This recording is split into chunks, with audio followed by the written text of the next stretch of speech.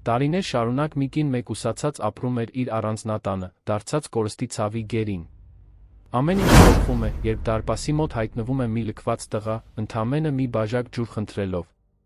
Այն սկսվում է որպես կարեկցանքի մի պարզ դրսևորում, ի վերջո ընդմիշտ փոխում է այդ տան բոլորի կյանքը։ Եթե այս պատմությունը ձեզ հետաքրքրեց, մի մոռացեք բաժանորդագրվել մեր ալիքին, ասեք, թե որ քաղաքից եք մեզ դիտում։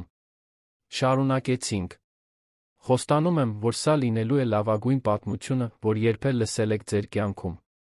Այդ հունիսյան կեսօրին անձրը հորդառատ տեղում էր Դիլիջանի կղմինդրե տանիքների վրա, լեռնային քաղաքի զառիթափ լանջերին փոքրիկ գետեր առաջացնելով։ Մռայլ երկինքը կարծես արտացոլում էր այն ծանրությունը, որ կախված էր Կարապետյանների առանձնատան վրա, նախորդ դարասկզբի մի վեհաշուկ կառույց, իր բարձր պատուհաններով, լքված այգիներով, մի լռությամբ, որ տարիներ շարունակ արձագանքում էր դատարկ միջանցքներում։ Անահիտ Կարապետյանը 72 տարեկան էր, արդեն գրեթե 6 տարի չէր իջել սեփական տան աստիճաններով։ Նրա ննջասենյակը, երկրորդ հարկում, դարձել էր իր ողջ տիեզերքը։ Մի փոքրիկ, նեղ, խեղդող տիեզերք։ Ծանր վարագույրները մշտապես փակ էին, արգելափակելով արի լույսը կյանքի ցանկացած հետք, որը փորձում էր ներթափանցել այդ տարածք։ Նա օրերն անցկացնում էր, նստած իր բոսորագույն թավշե բազկաթոռին, նայելով դատարկությանը, վերապրելով հիշողություններ, որոնք ավելի իրական էին թվում, քան ներկան։ Հիշողություններ իր ամուսնու, Արամի մասին, ով հեռացել էր, թողնելով մի անհնարին դատարկություն։ Ամբողջ տունը կարծես ծերացել էր նրա հետ։ Այգին, որը ժամանակին լի էր դեղին վարդերով ու բուրավետ հասմիկներով, այժմ ընդամենը բարձր խոտերի ու մոլախոտերի մի խճճվածք էր։ Կահույքը փոշի էր կուտակել, չնայած Անուշի 20 տարուց ավելի այնտեղ աշխատող սպասուհու նվիրվածությանը։ Անուշը փորձում էր ամեն ինչ կարգին պահել, բայց կարծես հենց տունն էր հրաժարվել շնչելուց։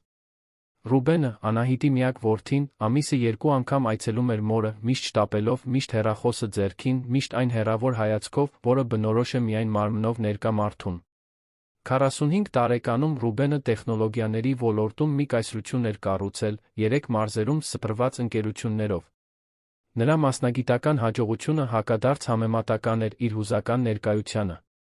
Նա չգիտեր, ինչպես խոսել զգացմունքների մասին, չգիտեր, ինչպես վարվել մոր ցավի հետ, չգիտեր, ինչպես լրացնել հոր թողած բացը։ Ուստի, պարզապես խուսափում էր։ Վճարում էր հաշիվները, համոզվում, որ մայրն ամենալավն ունի, շարունակում իր բուռն կյանքը երանում։ Այդ անձրոտ կեսօրին Անուշը խոհանոցում տիկին Անահիտի համար ժամը 5-ի թեյն էր պատրաստում, ինչպես ամեն օր, երբ լսեց դարպասի զանգը։ Դա հազվադեպ հնչող ձայն էր։ Գրեթե ոչ ոք այնտեղ չէր գալիս։ Տունը գտնվում էր հեռավոր թաղամասում, բլրի գագաթին, շրջապատված բարձր պարիսպներով ու երկաթե ճաղերով։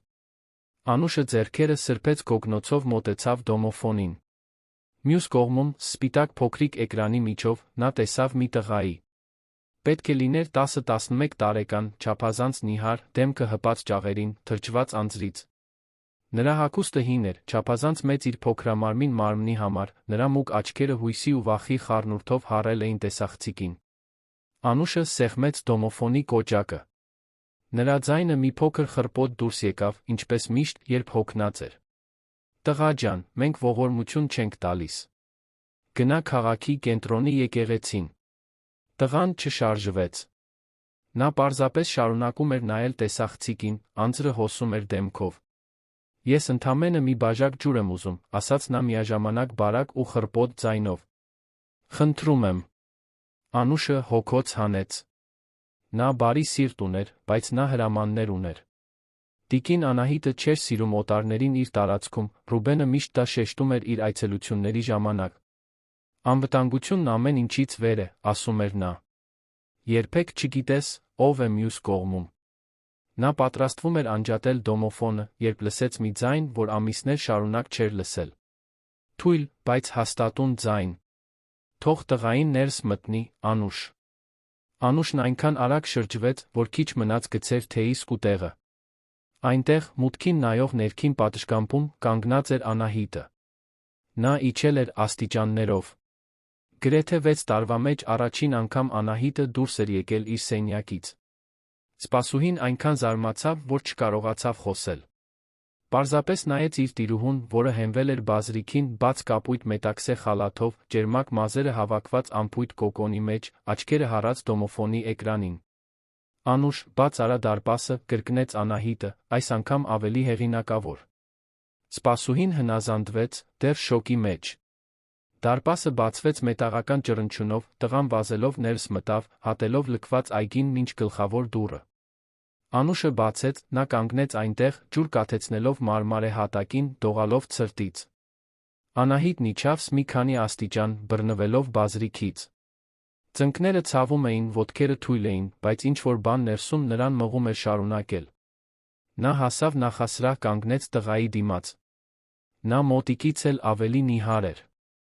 Նրա աչքերում հին տխրություն կար, մի տխրություն, որ չպետք է լիներ այդքան երիտասարդ մեկի մոտ։ Ձեռքերին փոքրիկ քերծվածքներ կային, իսկ եղունգները հողոտ էին։ Անունդ ինչ է, հարցրեց Անահիտը մի մեղմությամբ, որ զարմացրեց նույնիսկ իրեն։ Լոն, տիկին, պատասխանեց տղան, գլուխը խոնարհելով։ Անուշ, տաք լոգանք պատրաստիր Լոնի համար։ Եվ Ռուբենի հին հագուստներից մի քանիսը առանձնացրու, այն երը, որ թողել է այստեղ, երբ երեխա էր։ Պետք է հյուրասենյակի պահարանում լինեն։ Անուշը դեռ փորձում էր հասկանալ, թե ինչ է կատարվում, բայց գլխով արեց արագ բարձրացավ աստիճաններով։ Անահիտը նայեց Լոնին, մեղմ ժեստ արեց։ Արի, նստիր այստեղ, հյուրասենյակում։ Կասեմ, որ քեզ համար տաք ուտելիք պատրաստեն։ Լոնը հետեց Անահիտին մինչ հյուրասենյակ, մի հսկայական սենյակ հին կահույքով, փոշով պատված բյուրեղյա ջահով, տարիներ շարունակ չվարված բուխարիով։ Նա նստեց բազմոցի ծայրին, վախենալով կեղտոտել բաց գույնի պաստառը։ Անահիտը նստեց նրա դիմաց, բազկաթոռին, երկար ժամանակ անց առաջին անգամ իրեն կենդանի զգաց։ Իրեն անհրաժեշտ զգաց։ Որտեղից ես եկել, Լոն, հարցրեց նա ավելի մեղմ ձայնով, քան օգտագործել էր վերջին տարիներին։ Մանկատնից, տիկին։ Սուրբ Սարգիս մանկատնից, այնտեղ, ավտոկայանի մոտ։ Իսկ ինչու ես դուրս եկել այնտեղից։ Լոնը հայացքը իջեցրեց, փոքրիկ ձեռքերը սեղմելով ծնկներին։ Այնտեղ վատ է, տիկին։ Մեծ երեխաները ծեծում են մեզ։ Իսկ մեծահասակները, նրանք ուշադրություն չեն դարձնում։ Նրանք ուղղակի ուզում են, որ մենք հանգիստ մնանք։ Անահիտը սրտում սեղմոց զգաց։ Նա գիտեր, թե ինչ է նշանակում զգալ անտեսանելի, անտեսված, մի կողմ դրված։ Քանի տարի է, ինչ այնտեղ ես։ Այն օրվանից, երբ տատիկս հեռացավ։ 3 տարի է։ Անահիտը նկատեց, թե ինչ նրբությամբ նա օգտագործեց հեռացավ բառը, կարծես ուզում էր մեղմել ցավը։ Իսկ ուրիշ հարազատներ ունես։ Ոչ, տիկին։ Միայն նա էր։ Մայրս ինձ թողել է նրա մոտ, երբ շատ փոքր էի։ Այլս չվերադարձավ։ Հաջորդած լռությունը լի էր հույզերով։ Անահիտը Լոնի մեջ տեսնում էր մի ցավ, որը լավ գիտեր։ Լքվածության ցավը։ Միայնության ցավը։ Ոչ ոք չունենալու ցավը։ Անուշը վերադարձավ մաքուր հագուստով Լոնին տարավ առաջին հարկի լոգասենյակ։ Մինչ նա լվացվում էր, Անահիտը նստած մնաց հյուրասենյակում, միտքն աշխատում էր։ Նա լավ չէր հասկանում, թե ինչ է զգում, բայց գիտեր, որ ինչ-որ բան փոխվել է։ Տարիների մեջ առաջին անգամ նա տխրությունից բացի այլ բան էր զգացել։ Կարեկցանք էր զգացել։ Նպատակ էր զգացել։ Երբ Լոնը վերադարձավ, հագին կապույտ մարզական տաբած սպիտակ շապիկ, երկուսն էլ չափազանց մեծ իր համար, Անուշն արդեն պատրաստել էր բանջարեղենով ապուր տաք հաց։ Նա ամեն ինչ դրեց խոհանոցի սեղանին, Լոնն այնպես կերավ, կարծես օրեր շարունակ չէր կերել։ Ամեն գթալը կլանվում էր մի քաղցով, որը մարմնից անդին էր։ Դա քնքշության, ուշադրության, հոգ տանող մեկի քաղց էր։ Անահիտը դիտում էր ամեն ինչ խոհանոցի դռնից, հենված շեմին։ Անուշը մոտեցավ նրան անհանգիստ շշնջաց. Տիկին Անահիտ, ինչ եք մտադիր անել տղայի հետ։ Պարոն Ռուբենին դա դուր չի գա։ Անահիտը նայեց սպասուհուն մի վճռականությամբ, որ Անուշը տարիներ շարունակ չէր տեսել։ Ես կհոգ տանեմ նրա մասին, Անուշ։ Գոնե այս գիշեր։ Չեմ կարող նրան հետ ուղարկել անձրի տակ։ Բայց, տիկին Անահիտ։ Անուշ, ես արդեն որոշել եմ։ Սպասուհին գիտեր, որ վիճելն անիմաստ է։ Նա գլխով արեց վերադարձավ իր գործերին։ Լոնն ավարտեց ուտելը երախտագիտությամբ նայեց Անահիտին։ Շնորհակալ եմ, տիկին։ Դուք շատ բարի եք։ Անահիտը ժպտաց։ Դա փոքր, թույլ ժպիտ էր, բայց ժպիտ էր։ Այսօր այստեղ ես քնելու, Լոն։ Վաղը կխոսենք, թե ինչ անենք։ Լոնը գլխով արեց, աչքերը փայլում էին թեթացման ու հույսի խառնուրդով։ Անուշը պատրաստեց հյուրասենյակը, փոխելով սավանները, բացելով պատուհանները օդափոխելու համար։ Դա պարզ, բայց հարմարավետ սենյակ էր, մեկտեղանոց մահճակալով, հին պահարանով, այգուն նայող պատուհանով։ Երբ Լոնը պառկեց, նա նման էր մի ճնճղուկի, չափազանց մեծ բնում։ Անահիտը մի պահ կանգնեց դռան մոտ, դիտելով։ Բարի գիշեր, Լոն։ Վաղը նոր օր կլինի։ Բարի գիշեր, տիկին Անահիտ։ Եվ նորից շնորհակալ եմ։ Անահիտը փակեց դուռը, դանդաղ բարձրացավ աստիճաններով, վերադառնալով իր սենյակ։ Բայց տարիների մեջ առաջին անգամ նա չփակեց վարագույրները։ Թողեց դրանք բաց, թույլ տալով լուսնի լույսին ներս մտնել։ Նա պառկեց մահճակալին, քնելուց առաջ, զգաց մի բան, որ երկար ժամանակ չէր զգացել։ Հույս զգաց։ Հաջորդ առավոտ Անահիտը վաղ արթնացավ։ Արը ներս էր մտնում պատուհանից, լուսավորելով սենյակն այնպես, ինչպես նա մոռացել էր։ Նա վեր կացավ, հագնվեց ավելի խնամքով, քան տարիներ շարունակ, իջավ նախաճաշի։ Անուշը խոհանոցում էր, թարմ հաց ու սուրճ էր պատրաստում, քիչ մնաց բաժակը գցեր, երբ տեսավ տիրուհուն ներս մտնելիս։ Բարի լույս, Անուշ։ Լոնն արդեն արթնացել է։ Դեռ ոչ, տիկին։ Հոգնած կլինի։ Անահիտը նստեց սեղանի շուրջ, լուրջ սուրճ խմեց, բայց նրա հայացքը տարբեր էր։ Այնտեղ փայլ կար, կյանքի մի կայծ, որ այդքան երկար մարած էր։ Նա ավարտեց սուրճը, դուրս եկավ հետի դռնով, մի բան, որ տարիներ շարունակ չէր արել։ Այգին անճանաչելի էր։ Այն, ինչ նախկինում կոկիկ ծաղկանոցներ էին, այժմ ընդամենը վայրի բույսերի ու մոլախոտերի մի խճճվածք էր։ Անահիտը դանդաղ քայլեց այգով, ձեռքերը դիպչում էին տերներին, զգում հողը ոտքերի տակ։ Հիշողություններ արթնացան։ Հիշողություններ Արամի մասին, ծնկաչոք իր կողքին, վարդեր տնկելիս։ Հիշողություններ ծիծաղի, զրույցների, այնտեղ անցկացրած արոտ օրերի մասին։ Նա զգաց, թե ինչպես մի արցունք սահեց դեմքով, բայց այս անգամ դա միայն տխրությունից չէր։ Կարոտից էր, այո, բայց նա որոշակի խաղաղությունից։ Նա այնքան տարված էր իր մտքերով, որ չնկատեց, երբ Լոնը հայտնվեց իր կողքին։ Տղան բոբիկ էր, դեռ հագին մեծ հագուստը, հիացմունքով նայում էր այգուն։ Բարի լույս, տիկին Անահիտ։ Բարի լույս, Լոն։ Լավ քնեցիր։ Այո, տիկին։ Շատ լավ։ Վաղուց էր, ինչ իսկական մահճակալի վրա չէի քնել։ Անահիտը նայեց նրան, տեսավ, որ Լոնը նույնպես դիտում է այգին։ Նրա աչքերը սահում էին ամեն անկյունով, ամեն բույսով, կարծես թանկարժեք բան էր տեսնում։ Այգին շատ լքված է, ասաց Անահիտը, գրեթե ինքն իրեն խոսելով։ Բայց կարելի է կարգի բերել, պատասխանեց Լոնը հանկարծակի ոգորությամբ։ Եթե ուզենաք, ես կարող եմ օգնել։ Ես գիտեմ, ինչպես բույսեր խնամել։ Տատիկս է սովորեցրել։ Անահիտը զարմացած նայեց տղային։ Նա նրա մեջ տեսնում էր մի վճռականություն, մի խանդավառություն, որը հակադրվում էր նախորդ օրը տեսած տխրությանը։ Դու սիրում ես այգիներ, Լոն։ Շատ եմ սիրում, տիկին։ Տատիկս իր տան բակում փոքրիկ այգի ուներ։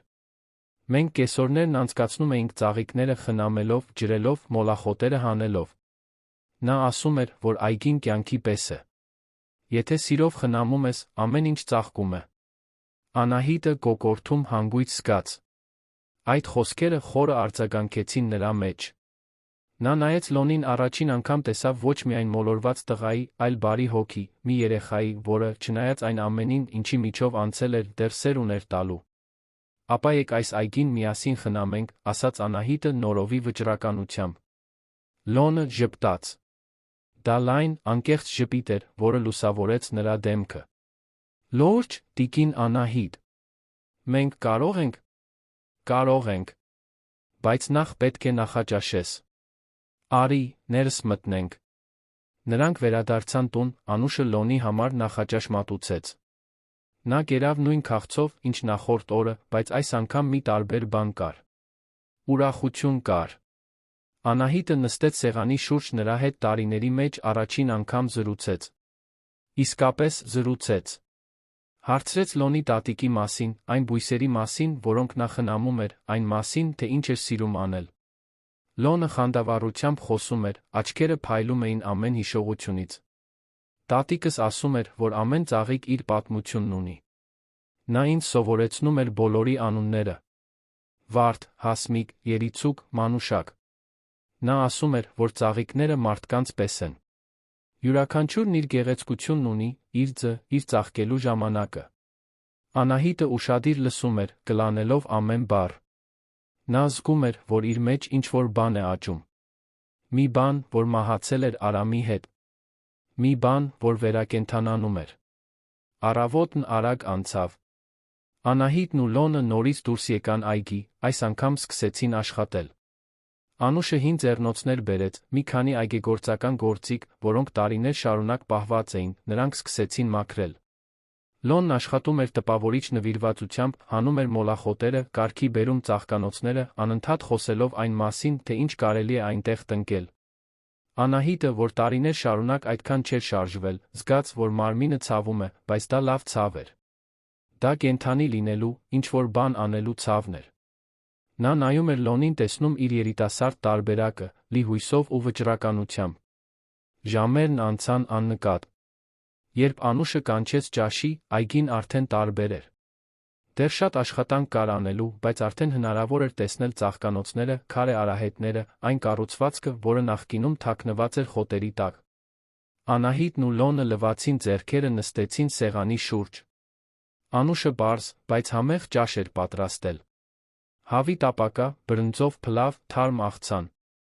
Լոնն ախորժակով կերավ, Անահիտը, տարիների մեջ առաջին անգամ, նույնպես ախորժակով կերավ։ Մինչ ճաշում էին, դարպասի զանգը նորից հնչեց։ Անուշը գնաց պատասխանելու վերադարձավ անհանգիստ արտահայտությամբ։ Տիկին Անահիտ, պարոն Ռուբենն է։ Գալիս է։ Անահիտը սառը քրտինք զգաց։ Նա գիտեր, որ որդին չի հավանի իր արածը։ Գիտեր, որ կոնֆլիկտ կլինի։ Բայց երկար ժամանակ անց առաջին անգամ նա պատրաստ էր դիմակայել այդ կոնֆլիկտին։ Ռուբենը ներս մտավ գլխավոր դռնով, ինչպես միշտ արագ, հեռախոսով խոսելով, ժեստեր անելով։ Նա անջատեց զանգը, տեսնելով մորը ճաշասենյակում։ Մամ, ինչ է կատարվում։ Անուշն ինձ զանգել է, ասելով, որ այստեղ մի տղա կա։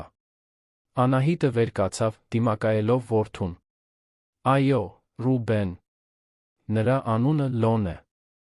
Նա երեկ այստեղ եկավ, օգնություն խնդրելով, ես նրան ընդունեցի։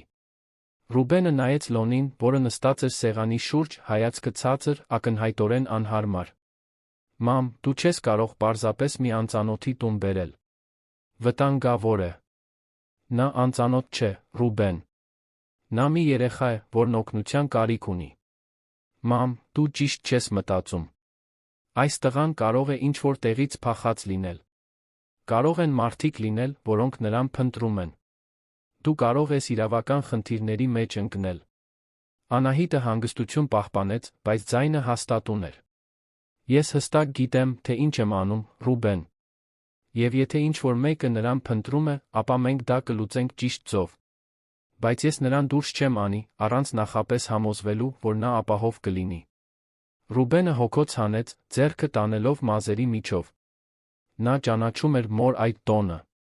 Դա այն տոնն էր, որ նա օգտագործում էր, երբ արդեն որոշում էր կայացրել։ Մամ, ես հասկանում եմ, որ դու քեզ միայնակ ես զգում, բայց սա լուծում չէ։ Անահիտը նայեց որդուն մի լարվածությամբ, որ նա տարիներ շարունակ չէր տեսել։ Ռուբեն, ես սա չեմ անում, որովհետև ինձ միայնակ եմ զգում։ Ես սա անում եմ, որովհետև դա ճիշտ է։ Եվ այո, գուցե հիմա ինձ ավելի քիչ միայնակ եմ զգում։ Բայց դա չի փոխում այն փաստը, որ այս տղան օգնության կարիք ունի, ես կարող եմ նրան օգնել։ Ռուբենը չգիտեր, ինչ ասել։ Նա նայեց Լոնին, որը շարունակում էր գլխիկոր մնալ, իսկ հետո մորը, որը կանգնած էր, հաստատուն, աչքերում մի փայլ, որ նա չէր տեսել հոր հեռանալուց առաջ։ Լավ, մամ։ Բայց գոնե թույլ տուր ես մի հետաքննություն անցկացնեմ։ Մեկին կվարձեմ պարզելու, թե որտեղից է այս տղան եկել, արդյոք իրավական խնդիրներ կան։ Անահիտը համաձայնեց։ Շատ լավ, Ռուբեն։ Բայց մինչ այդ նա այստեղ է մնում։ Ինձ հետ։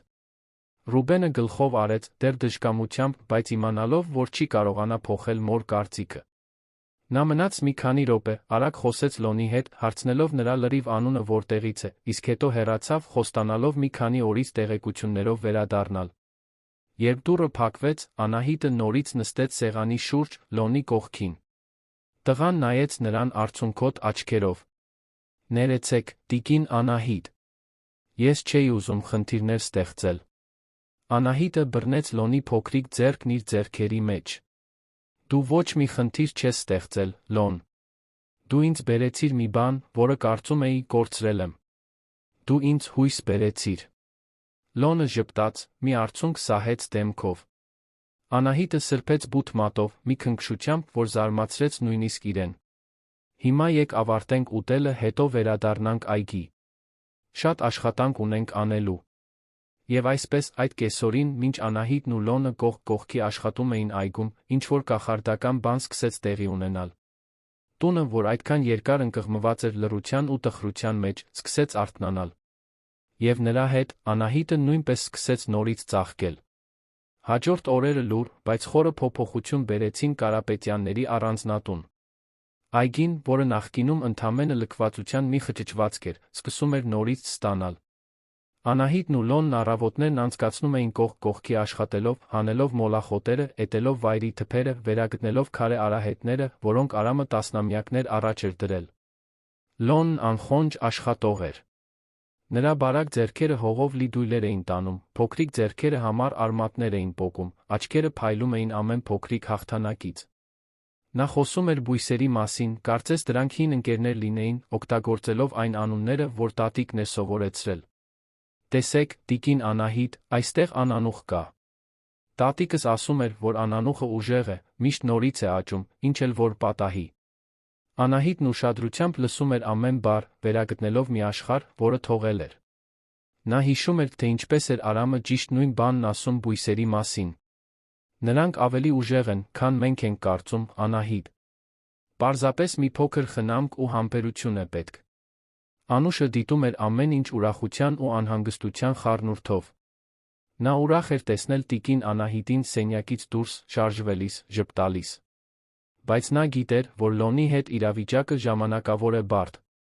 Ռուբենը հասկացրել էր, որ հետաքննություն է անցկացնելու, ոչ ոք չգիտեր, թե դա ինչ կարող է բացահայտել։ Այդ շաբաթվա հինգշաբթի օրը Ռուբենը վերադարձավ։ Այս անգամ նա մենակ չէր։ Իր հետ բերել էր մի փաստաբանի, պարոն Վարդան Մելիքյանին, մի բարձրահասակ, միջին տարիքի տղամարդու, բարակ շրջանակով, ակնոցներով, կաշվե պայուսակով։ Նրանք երկուսով մտան հյուրասենյակ, Ռուբենը կանչեց մորն ու Լոնին զրույցի։ Անահիտը հանգիստ իջավ աստիճաններով, բռնվելով բազրիքից, Լոնը նրա կողքին։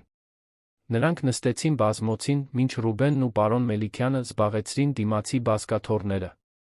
Մամ, ասաց Ռուբենը սովորականից ավելի լուրջ տոնով, ես արեցի այն հետաքննությունը, որը խոստացել էի։ Պարոն Մելիքյանն այստեղ կարող է բացատրել իրավական իրավիճակը։ Փաստաբանն ուղղեց ակնոցները, բացեց պայուսակը, հանելով մի քանի փաստաթուղթ։ Տիկին Անահիտ, պարոն Լոն, ես ուսումնասիրեցի հանրային գրանցումները, կապ հաստատեցի Սուրբ Սարգիս մանկատան հետ։ Իրավիճակը նուրբ է, բայց լուծելն անհնար չէ։ Լոնը գծկվեց բազմոցին, աչքերը հառած հատակին։ Անահիտը ձեռքը դրեց տղայի ուսին, պաշտպանական ժեստով։ Պարոն Մելիքյանը շարունակեց. Լոնը փախել է մանկատնից 5 օր առաջ։ Հաստատությունը անչափահասի անհետացման մասին հայտարարություն է տվել, բայց դեռ ակտիվ որոնումներ չեն սկսել։ Ես խոսեցի տնօրենի մի տիկին Սոնա Ավետիսյանի հետ, նա հաստատեց, որ մանկատունը գերբեռնված է, անկեղծ ասած, նրանք բոլոր երեխաների համար պատշաճ պայմաններ չունեն։ Եվ դա ինչ է նշանակում, հարցրեց Անահիտը, ձայնը հաստատուն։ Նշանակում է, որ եթե դուք հետաքրքրված եք տղային ձեր խնամքի տակ պահելով, մենք կարող ենք իրավական գործընթաց սկսել։ Նախ, ժամանակավոր խնամակալություն, մինչ մենք կհետաքննենք մանկատան պայմանները, կգնահատենք Լոնի համար լավագույն տարբերակը։ Ռուբենն առաջ թեքվեց, ձեռքերը միահյուսած։ Մամ, սա լուրջ է։ Դու իրավական պարտականություններ կունենաս։ Պետք է ապահովես կրթություն, առողջապահություն, ամեն ինչ։ Եվ մենք չգիտենք, թե սա որքան կտի։ Անահիտը նայեց որդուն, իսկ հետո Լոնին, որը դեռ հայացքը ցածր էր պահում։ Նա տեսավ տղայի ձեռքերի քերծվածքները, տեսավ, թե ինչպես է նա թեթակի դողում, բացարձակ վստահություն զգաց։ Ես ուզում եմ դա անել, Ռուբեն։ Ես ուզում եմ Լոնի խնամակալությունը։ Լոնը կտրուկ բարձրացրեց գլուխը, աչքերը լայն բացված։ Լուրջ, տիկին Անահիտ։ Լուրջ, Լոն։ Պարոն Մելիքյանը գլխով արեց, նշումներ անելով։ Շատ լավ։ Ես դեռ այս շաբաթ կսկսեմ փաստաթղթերի գործընթացը։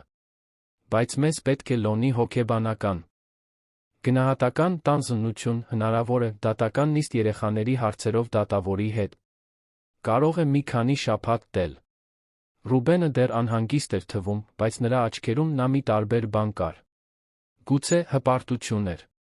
Գուցե թեթացում, տեսնելով մորը նորից նպատակասլաց։ Լավ, մամ։ Եթե դա է այն, ինչ դու ուզում ես, ես քեզ կաջակցեմ։ Բայց, խնդրում եմ, թույլ տուր ես օգնեմ։ Ես կապահովեմ, որ ամեն ինչ արվի ճիշտ ձով։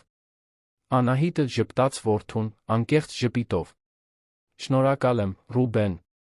Այն բանից հետո, երբ Ռուբենն ու պարոն Մելիքյանը հեռացան, Անահիտն ու Լոնը վերադարձան այգի։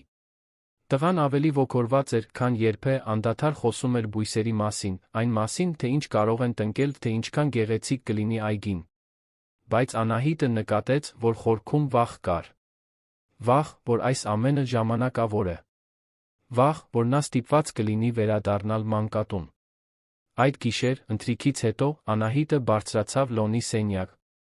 Նա նստած էր մահճակալին, թերթելով բույսերի մասին հին գիրք, որ Անուշը գտել էր գրադարանում։ Կարելի՞ է ներս մտնել, հարցրեց Անահիտը, թեթակի թակելով դուռը։ Իհարկե, տիկին Անահիտ։ Անահիտը նստեց մահճակալի եզրին, նրա կողքին։ Լոն, ես ուզում եմ, որ դու մի բան իմանաս։ Ինչ էլ որ պատահի, դու այստեղ տեղ ունես։ Ինձ հետ։ Լոնը նայեց նրան, աչքերը փայլում էին զսպված արցունքներից։ Բայց եթե դատավորն ասի, որ ես պետք է վերադառնամ մանկատուն, ապա ես կպայքարեմ քեզ համար, Լոն։ Ես կանեմ այն ամենը, ինչ իմ ուժերի սահմաններում է, որպեսզի համոզվեմ, որ դու մնաս այստեղ, որտեղ ապահով ես, որտեղ սիրված ես։ Լոնը չկարողացավ զսպել արցունքները։ Դրանք հոսեցին դեմքով, նա նետվեց Անահիտի գիրկը, հեկեկալով։ Ես այնքան եմ վախենում, տիկին Անահիտ։ Վախենում եմ կորցնել այս ամենը։ Ձեզ կորցնելուց։ Անահիտը ամուր գրկեց տղային, զգալով, թե ինչպես է սեփական սիրտը սեղմվում։ Ես էլ եմ վախենում, Լոն։ Քեզ կորցնելուց։ Բայց մենք սա միասին կհաղթահարենք, լավ։ Լոնը գլխով արեց, դեռ գրկած նրան։ Անահիտը մնաց այնտեղ, մինչ նա հանգստացավ, մինչ նրա շնչառությունը դարձավ ավելի հանգիստ։ Նա օգնեց նրան պառկել, ծածկեց սավանով համբուրեց ճակատը։ Քնիր, տղաս։ Վաղը նոր օր կլինի։ Երբ Անահիտը վերադարձավ իր սենյակ, նա ճնշող հուզմունք զգաց։ Նա չէր լացել այն օրվանից, երբ Արամը հեռացավ, բայց այդ գիշեր, մենակ իր սենյակում, նա թույլ տվեց, որ արցունքները գան։ Վախի, հույսի, սիրո արցունքներ։ Արցունքներ, որոնք մաքրում էին, որոնք բուժում էին։ Հաջորդ շաբաթները լարված էին։ Պարոն Մելիքյանն արագ աշխատեց, կազմակերպելով բոլոր անհրաժեշտ փաստաթղթերը։ Մի հոգեբան այցելեց տուն, գնահատելու Լոնին զրուցելու Անահիտի հետ։ Կինը, մի հաճելի տիկին, անունով բժշկուհի Նարինե, ժամեր անցկացրեց տղայի հետ խոսելով, լսելով նրա պատմությունները, դիտելով նրա փոխհարաբերությունները Անահիտի հետ։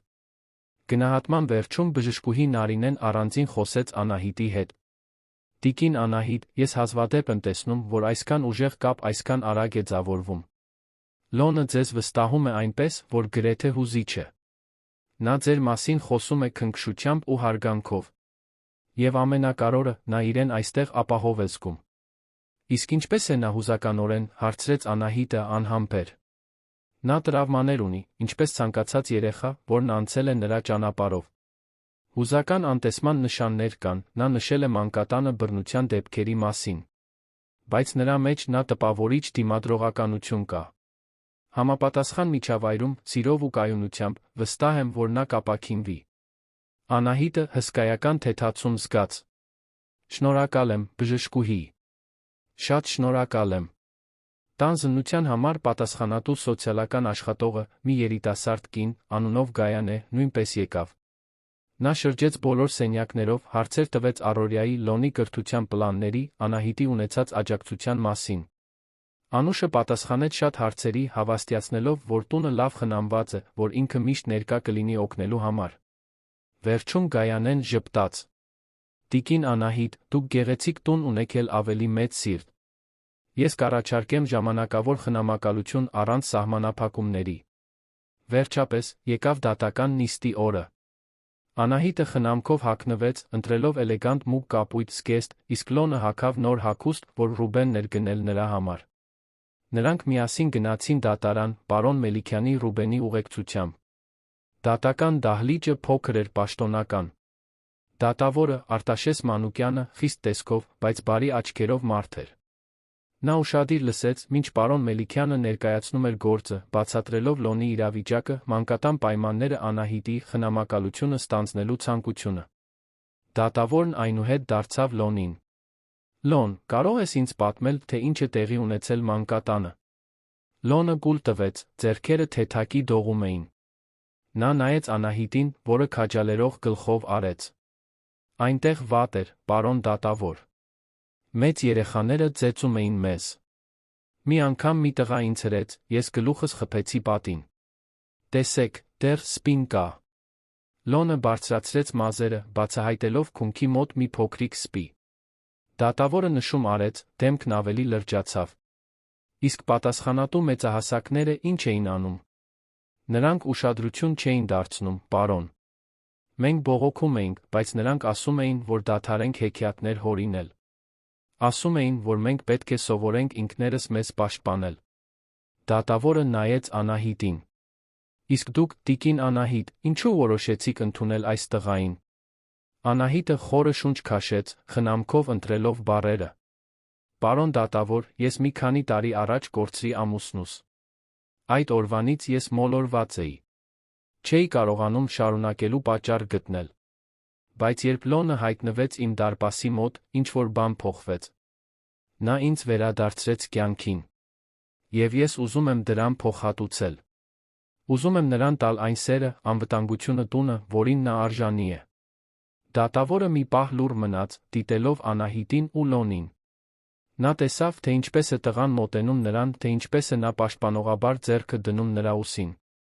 Այնտեղ անկեղծ բան տեսավ։ Հազվագյուտ բան։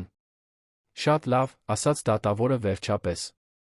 «Ես տրամադրում եմ Լոն Ֆերեյրա դա Սիլվայի ժամանակավոր խնամակալությունը տիկին Անահիտ Կարապետյանին 6 ամիս ժամկետով։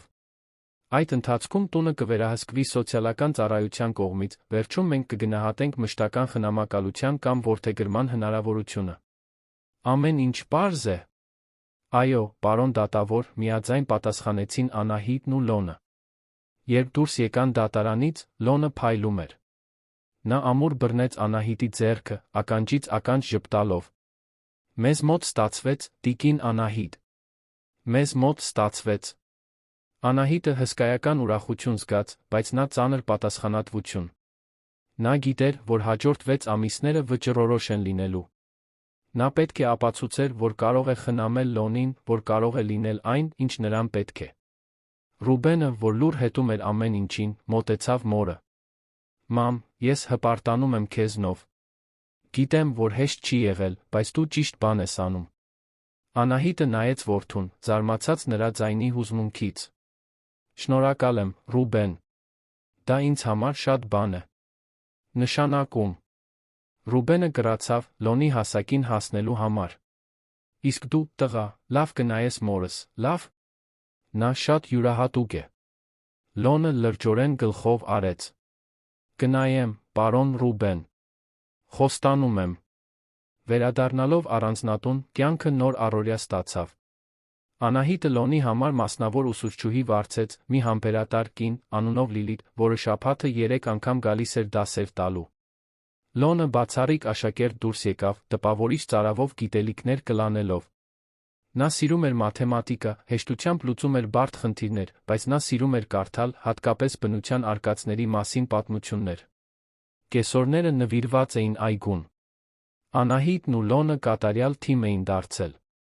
Նա արագ սովորում էր, հասկանում բույսերի ցիկլերը, իմանում, թե երբ ջրել, երբ էտել, երբ պարզապես թողնել, որ բնությունն իր ընթացքով գնա։ Այգին, որը նախկինում ընդամենը մոլախոտ էր, այժմ կոկիկ ծաղկանոցներ ուներ, ծաղիկներ, որոնք սկսում էին բողբոջել, կյանքի զգացողություն, որը տարածվում էր ամբողջ տարածքով։ Մի կեսօր, երբ միասին աշխատում էին, Լոնը հարցրեց. «Տիկին Անահիտ, ինչու էր այգին այդքան լքված»։ Անահիտը դադարեց փորել, հենվելով բահին։ Նա շուրջը նայեց, այն վարդերին, որոնք սկսում էին ծաղկել, հոգոց հանեց։ Այն բանից հետո, երբ ամուսինս հեռացավ, ես այլս չկարողացա այստեղ գալ։ Այս այգին նրա սիրելի վայրն էր։ Մենք ժամեր էինք անցկացնում այստեղ, խնամելով բույսերը, զրուցելով, երազելով։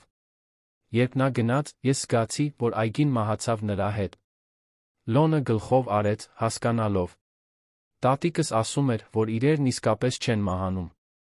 Նրանք պարզապես քնում են, սպասելով, որ ինչ-որ մեկը նորից արթնացնի իրենց։ Անահիտը նայեց տղային, աչքերը արցունքոտ։ Քո տատիկը իմաստուն կին է եղել, Լոն։ Այո։ Ես շատ եմ կարոտում նրան։ Ես էլ եմ կարոտում Արամին։ Ամեն օր։ Բայց հիմա, քեզ հետ այս այգին խնամելով, զգում եմ, որ նա այստեղ է, ինչ-որ կերպ։ Կարծես նա ուրախ է տեսնել, որ կյանքը վերադառնում է։ Լոնը ժպտաց։ Կարծում եմ, նա իսկապես ուրախ է։ Եվ կարծում եմ, տատիկս էլ է ուրախ։ Նա միշտ ասում էր, որ բարի մարդիկ հանդիպում են, նույնիսկ եթե դա մի փոքր երկար է տում։ Անահիտը գրկեց Լոնին, նրանք երկուսով մնացին այնտեղ, այգու մեջտեղում, շրջապատված ծաղիկներով, որոնք սկսում էին ծաղկել, զգալով մի խորը կապ, որը բառերից անդին էր։ Ամիսներն արագ անցան։ Լոնը լիովին հարմարվեց առանձնատան կյանքին։ Նա ուներ իր սեփական սենյակը, իր սեփական հագուստը, իր սեփական գրքերը։ Անուշը պաշտում էր նրան, միշտ պատրաստում էր նրա սիրելի ուտեստները, լսում նրա պատմությունները։ Իսկ Անահիտը, որ նախկինում մեկուսացված էր սեփական սենյակում, այժմ ամբողջ օրերն անցկացնում էր տղայի հետ, սովորելով, միասին աճելով։ Ռուբենը նույնպես սկսեց ավելի հաճախ այցելել։ Նա նկատում էր, թե ինչպես է մայրը փոխվել։ Նա ավելի շատ էր ժպտում, ավելի շատ խոսում, ավելի շատ ապրում։ Եվ, կամաց-կամաց, նա սկսեց մասնակցել այդ փոխակերպմանը։ Հանգստյան օրերն անցկացնում էր առանձնատանը, Լոնի հետ խաղալով այգում, մոր հետ խոսելով այնպիսի բաների մասին, որոնց մասին երբեք չէին խոսել։ Զգացմունքների, կարոտի, այն հոր մասին, որին նա նույնպես ամեն օր կորցնում էր։ Մի գիշեր, ընթրիքից հետո, Ռուբենն ու Անահիտը մենակ մնացին պատշգամբում։ Երկինքն աստղազարդ էր, այգու ծաղիկների բույրը լցնում էր օդը։ Մամ, սկսեց Ռուբենը, ձայնը տատանվող, ես ուզում եմ ներողություն խնդրել։ Ինչի՞։ Համար ներողություն, Ռուբեն։ Ներկա չլինելու համար։ Քեզ այսքան տարի մենակ թողնելու համար։ Ես այնքան կենտրոնացած էի գործերի վրա, այնքան տարված աշխատանքով, որ մոռացա, թե ինչն է իսկապես կարևոր։ Անահիտը բռնեց որդու ձեռքը։ Ռուբեն, դու քո ձով էիր հաղթահարում ցավը։ Ես դա հասկանում եմ։ Ես էլ փակվեցի, մեկուսացա։ Բայց հիմա, Լոնի հետ, ես հասկացա, որ կյանքը շարունակվում է։ Եվ որ դեռ ժամանակ կա մեզ համար։ Ռուբենը գլխով արեց, պայքարելով արցունքների դեմ։ Ես ուզում եմ ավելի շատ ներկա լինել, մամ։ Ուզում եմ Լոնին ավելի լավ ճանաչել։ Ուզում եմ իսկապես այս ընտանիքի մասը լինել։ Անահիտը ժպտաց, սեղմելով որդու ձեռքը։ Դու միշտ այս ընտանիքի մասն ես եղել, Ռուբեն։ Եվ միշտ կլինես։ Նրանք երկուսով մնացին այնտեղ, լուռ նայելով աստղերին, զգալով մի խաղաղություն, որ տարիներ շարունակ չէին զգացել։ Բայց ոչ ամեն ինչ էր կատարյալ։ Սոցիալական աշխատող Գայանեն կանոնավոր այցելություններ էր կատարում, գնահատելով, թե ինչպես է Լոնը հարմարվում, ինչպես է Անահիտը հաղթահարում պարտականությունները։ Եվ չնայած այցելությունները միշտ դրական էին, մի թաքնված լարվածություն կար։ Ժամանակավոր խնամակալությունը մոտենում էր ավարտին, շուտով դատավորը պետք է որոշեր մշտական խնամակալության մասին։ Մի առավոտ, վերջնաժամկետից քիչ առաջ, Գայանեն անհանգստացնող նորություններով եկավ։ Տիկին Անահիտ, ես պետք է ձեզ մի բան տեղեկացնեմ։ Սուրբ Սարգիս մանկատունը վիճարկում է խնամակալությունը։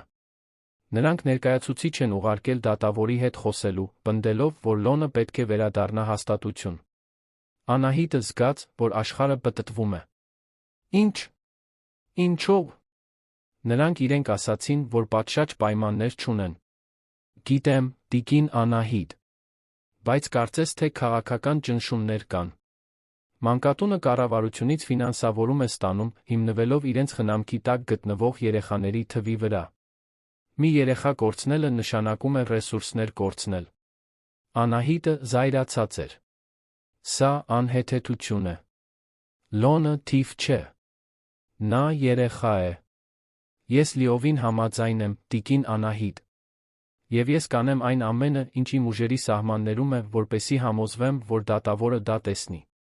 Բայց դուք պետք է պատրաստ լինեք։ Կարող է նոր դատական նիստ լինել, այս անգամ ավելի դժվար կլինի։ Անահիտը զգաց, որ վախը սեղմում է կուրծքը, բայց նա զգաց մի կատաղի վճռականություն։ Նա չէր կորցնելու Լոնին։ Ոչ այն ամենից հետո, ինչ նրանք միասին կառուցել էին։ Այդ գիշեր նա ոչինչ չասաց Լոնին։ Չէր ուզում նրան անհանգստացնել։ Բայց երբ նա բարձրացավ քնելու, նա արթուն մնաց, պլանավորելով, մտածելով բոլոր հնարավորությունների մասին։ Նա գիտեր, որ պայքարը նոր է սկսվում։ Եվ նա պատրաստ էր պայքարելու։ Նոր դատական նիստի մասին լուրը հասավ մի մռայլ երկուշաբթի։ Պարոն Մելիքյանը վաղ առավոտյան զանգահարեց Անահիտին, բացատրելով, որ դատավորը հատուկ նիստ է նշանակել, լսելուց Սուրբ Սարգիս մանկատան փաստարկները։ Ամսաթիվը նշանակված էր 2 շաբաթ անց։ Անահիտը սրտում սեղմոց զգաց, բայց հանգստություն պահպանեց։ Նա գիտեր, որ պետք է ուժեղ լինի, Լոնի համար, իր համար։ Այդ 2 շաբաթների ընթացքում առանձնատան կյանքը շարունակվում էր կարծես թե նորմալ։ Լոնն արթնանում էր վաղ, նախաճաշում Անահիտի հետ, ունենում իր դասերը ուսուցչուհի Լիլիթի հետ, կեսօրներն անցկացնում այգում։ Բայց Անահիտը նկատում էր, որ նա փոխվել է։ Ավելի լուռ, ավելի դիտողունակ։ Կարծես զգում էր, որ ինչ-որ բան է կատարվում։ Մի կեսօր, երբ միասին վարդերն էին ջրում, Լոնը վերջապես հարցրեց. Տիկին Անահիտ, դուք ինչ-որ բանի համար եք անհանգստանում։ Անահիտը տատանվեց, բայց որոշեց ազնիվ լինել։ Այո, Լոն։ Նոր դատական նիստ է լինելու։ Մանկատունը փորձում է պահանջել, որ դու վերադառնաս այնտեղ։ Լոնը ջրիչը գցեց գետնին, ջուրը տարածվեց։ Հողի վրա։ Բայց ես չեմ ուզում վերադառնալ, տիկին Անահիտ։ Ես ուզում եմ այստեղ մնալ։ Ձեզ հետ։ Անահիտը ծնկի իջավ տղայի դիմաց, բռնելով նրա ուսերը։ Գիտեմ, սիրելիս։ Եվ ես կանեմ ամեն ինչ, բացարձակապես ամեն ինչ, որպեսզի համոզվեմ, որ դու մնաս։ Բայց ինձ պետք է, որ դու ուժեղ լինես։ Պետք է, որ դու վստահես ինձ։ Լոնն ամուր գրկեց Անահիտին, նրա արցունքները թրջեցին նրա ուսը։ Ես վստահում եմ, տիկին Անահիտ։ Ես ձեզ ավելի շատ եմ վստահում, քան աշխարհում որևէ մեկին։ Անահիտը գրկեց տղային, զգալով ծանր պատասխանատվությունն իր ուսերին։ Նա չէր կարող ձախողվել։ Չէր կարող թույլ տալ, որ Լոնին իրենից խլեն։ Ռուբենը, իմանալով նոր դատական նիստի մասին, զայրացավ։ Նա հանդիպում նշանակեց պարոն Մելիքյանի հետ, ռազմավարությունը քննարկելու համար։ Նրանք երեքով հավաքվեցին առանձնատան գրադարանում, թղթերը սփռված էին հին կաղնե սեղանի վրա։ Վարդան, ինչ է կոնկրետ պնդում մանկատունը, հարցրեց Ռուբենը, ձեռքերը նյարդայնորեն թմբկահարելով սեղանին։ Փաստաբանն ուղղեց ակնոցները, նայելով իր փաստաթղթերին։ Նրանք պնդում են, որ խնամակալությունը տրամադրվել է հապճեպ, որ բավարար ժամանակ չի եղել իրավիճակը պատշաճ գնահատելու համար, որ Անահիտը իր տարիքի մեկուսացման պատմության պատճառով ունակ չէ երեխա խնամելու։ Սա ծիծաղելի է, պայթեց Ռուբենը։ Մայրս հիմա ավելի լավ է, քան վերջին տարիներին։ Լոնը լավագույն բանն էր, որ կարող էր պատահել նրա հետ։ Ես համաձայն եմ, հանգիստ ասաց պարոն Մելիքյանը։ Բայց մեզ կոնկրետ ապացույցներ են պետք։ Մենք պետք է ցույց տանք դատավորին, որ Լոնը լավ է խնամվում, որ զարգանում է, որ երջանիկ է։ Եվ նա պետք է բացահայտենք մանկատան անբավարար պայմանները։ Անահիտը, որ լուռ լսում էր, առաջին անգամ խոսեց.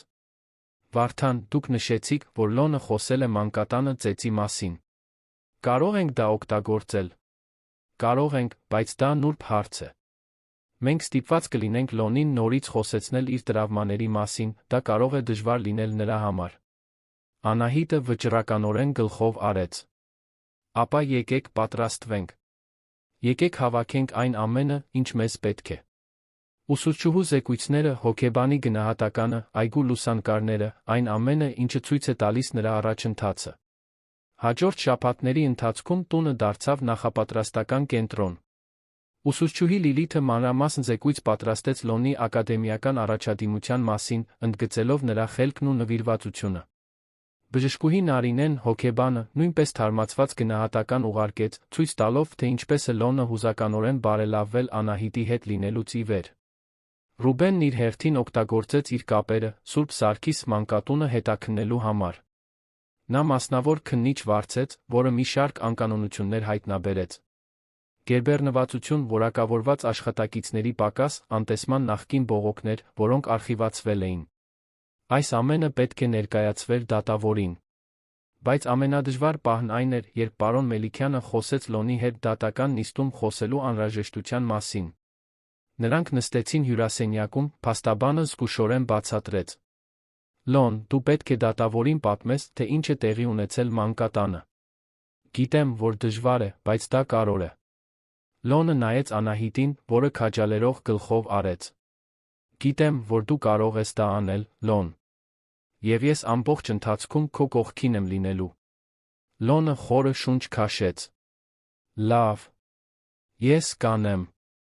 Բայց միայն եթե տիկին Անահիտը խոստանա, որ ինձ չի թողնի։ Անահիտը զգաց, որ աչքերը լցվում են արցունքներով։ Խոստանում եմ, Լոն։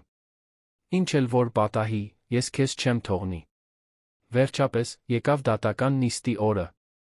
Անահիտը էլեգանտ հագնվեց, մուգ կապույտ կոստյում, որը լրջություն ու արժանապատվություն էր հաղորդում։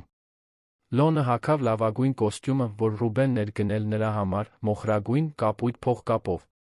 Նա ավելի մեծ էր թվում, ավելի հասուն, բայց աչքերը դեռ կրում էին երեխայի վախը։ Դատական դահլիճն այս անգամ ավելի մարդաշատ էր։ Բացի դատավորից, պարոն Մելիքյանից, Անահիտից ու Լոնից, ներկա էին նա Սուրբ Սարգիս մանկատան տնօրեն Սոնա Ավետիսյանը, միջին տարիքի, խիստ արտահայտությամբ կին, իր փաստաբանի ուղեկցությամբ, Նագայանեն, սոցիալական աշխատողը։ Դատավոր Արտաշես Մանուկյանը բացեց նիստը, բացատրելով, որ որոշում կայացնելուց առաջ կլսի բոլոր կողմերին։ Տնօրեն Սոնան առաջինը խոսեց։ Նա պնդեց, որ մանկատունն ունի կարողություն կառուցվածք Լոնին խնամելու համար, որ նա ընդամենը մեկն է այն բազմաթիվ երեխաներից, որոնք օգնության կարիք ունեն, որ Անահիտին տրված խնամակալությունը հապճեպ է եղել։ Հարգելի դատավոր, ասաց Սոնան հաստատուն ձայնով, մենք չենք կասկածում տիկին Անահիտի բարի մտադրություններին։ Բայց երեխային բարի մտադրություններից ավելին է պետք։ Նրան պետք է կայուն ընտանիք, միջավայր այլ երեխաների հետ, պատշաճ նախապատրաստություն։ Մեր մանկատունն այս ամենն առաջարկում է։ Մանկատան փաստաբանը լրացրեց, ներկայացնելով փաստաթղթեր, որոնք ցույց էին տալիս հարմարությունները, կրթական ծրագրերը, նույնիսկ այլ երեխաների ցուցմունքներ, որոնք իբր լավ հարմարվել էին։ Երբ հերթը հասավ պարոն Մելիքյանին, նա սկսեց մեթոդիկորեն, ներկայացնելով ուսուցչուհի Լիլիթի, բժշկուհի Նարինեի զեկույցները, այգու լուսանկարները։ Նա ցույց տվեց Լոնի ակադեմիական առաջընթացը, նրա հուզական բարելավումը, այն կապը, որ նա զարգացրել էր Անահիտի հետ։ Հարգելի դատավոր, այն, ինչ մենք այստեղ տեսնում ենք, ոչ միայն ժամանակավոր խնամակալություն է։ Դա փոխակերպում է։ Լոնը տիկին Անահիտի մեջ գտել է ոչ միայն ապաստան, այլ տուն։ Մի վայր, որտեղ նրան տեսնում են, լսում, սիրում։ Եվ սա ոչ միայն ընտանիքի կարծիքն է։ Սա որակավորված մասնագետների գնահատականն է։ Այնուհետ նա ներկայացրեց մասնավոր քննիչի զեկույցը Սուրբ Սարգիս մանկատան մասին։ Անկանոնությունները, գերբեռնվածությունը, նախկին բողոքները։ Տնօրեն Սոնան ակնհայտորեն անհարմար զգաց, փորձելով վիճարկել ամեն կետ, բայց ապացույցները պարզ էին։ Վերջապես, դատավորը դարձավ Լոնին։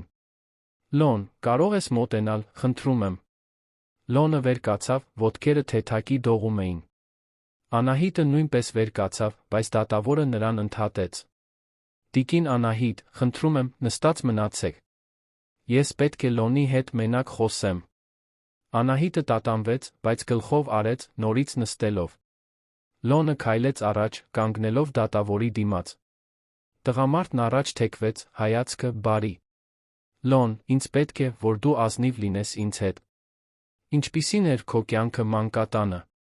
Լոնը գուլ տվեց, ձեռքերը դողում էին։ Վատ էր, պարոն դատավոր։ Շատ վատ։ Կարող ես ինձ պատմել, թե ինչ էր կատարվում այնտեղ։ Լոնը նայեց Անահիտին, որը քաջալերող գլխով արեց։ Նա խորը շունչ քաշեց սկսեց. Մեծ երեխաները ծեծում էին մեզ։ Նրանք վերցնում էին մեր ուտելիքը, պատռում մեր տետրերը, ստիպում էին իրենց գործերն անել։ Եվ երբ մենք բողոքում էինք մեծահասակներին, նրանք ուշադրություն չէին դարձնում։ Մի անգամ ես հարված ստացա փորիս, ամբողջ օրը ցավում էի։ Գնացի բուժկետ, բայց այնտեղի մորաքույրն ասաց, որ ստում եմ, որ նազ եմ անում։ Դատավորը դադար տվեց, դիտելով տղային։ Եվ երբ փախար, ինչու գնացիր տիկին Անահիտի տուն։ Ես չգիտեի, ուր գնալ, պարոն դատավոր։ Ես պարզապես ապահով տեղ էի ուզում։ Եվ երբ հասա նրա դարպասին, ես տեսա այգին։ Նույնիսկ ամբողջովին լքված, ես տեսա, որ դա գեղեցիկ այգի է եղել։ Եվ ես մտածեցի, որ գուցե ով որ խնամել է այդպիսի այգի, բարի մարդ է։ Եվ դու ճիշտ էիր, Լոն։ Լոնը գլխով արեց, արցունքները սկսեցին հոսել։ Այո, պարոն դատավոր։ Տիկին Անահիտն ամենաբարի մարդն է, ում երբե հանդիպել եմ։ Նա ինձ խնամում է, ինձ բաներ է սովորեցնում, ինձ կարոր է զգալ տալիս։ Նա ինձ զգալ է տալիս, կարծես ես իսկական ընտանիք ունեմ։ Դատավորը նայեց Անահիտին, հետո տնորեն Սոնային, վերջապես նորից Լոնին։ Եվ դու ուզում ես մնալ տիկին Անահիտի հետ։ Ամեն ինչից շատ, պարոն դատավոր։ Խնդրում եմ, ինձ հետ մի ուղարկեք մանկատուն։ Խնդրում եմ։ Լոնն արդեն բացահայտ լաց էր լինում, բառերը դուրս էին գալիս հեկեկոցների միջից։ Դատավորը նշան արեց, որ նա վերադառնա նստելու։ Լոնը վազեց դեպի Անահիտը, որը նրան ամուր գրկեց, մխիթարական խոսքեր շշնջալով ականջին։ Դատավորը երկար լուռ մնաց, վերանայելով փաստաթղթերը, նայելով բոլոր ներկաներին։ Վերջապես, նա խոսեց. Սա դժվար որոշում է։ Մի կողմից, մենք ունենք մի հաստատություն, որը, չնայած դժվարություններին, ունի խոցելի իրավիճակում գտնվող անչափահասներին խնամելու իրավական դեր։ Մյուս կողմից, մենք ունենք մի տիկին, որը ցուցաբերել է սեր, նվիրվածություն երեխա խնամելու կարողություն։ Նա դադար տվեց, աչքերը կանգ առան Լոնի վրա։ Բայց իմ որոշման մեջ ամենաշատը կշռում է երեխայի բարեկեցությունը։ Եվ ինձ համար պարզ է, որ Լոնը տիկին Անահիտի հետ ավելի լավ է, քան երբե եղել է մանկատանը։ Անահիտը զգաց, որ սիրտը արագանում է։